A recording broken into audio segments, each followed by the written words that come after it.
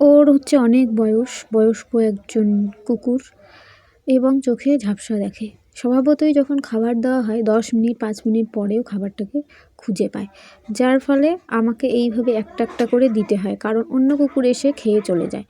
একটা একটা করে ভেঙে ওকে দেখিয়ে দিতে হয়, তারপরে ও বুঝতে পারে যে এখানে খাবার দেওয়া আছে, তারপরে খায়। অনেক দূর থেকে আসে যদিও খেতে, তো কোনো দিন আসে কোনো দিন আসে না, কোনো দিন একবেলা আসে কোনো দিন দুবেলা আসে। ডগ ফুড খেতে পারে না, কারণ একটা দাঁতও নেই, অল্প স্বল্প ভাত খায়, এরকম করে বিস্কিট খায়। তাহলে একটা কুকুরের জীবনে কত কষ্ট ভাবুন তো।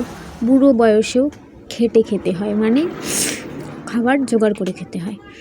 জীবনটাই কষ্টের, জন্ম থেকে রাস্তা, মৃত্যু পর্যন্ত রাস্তা। জন্ম থেকে খাবার খোঁজো, মৃত্যু পর্যন্ত খাবার খোঁজো।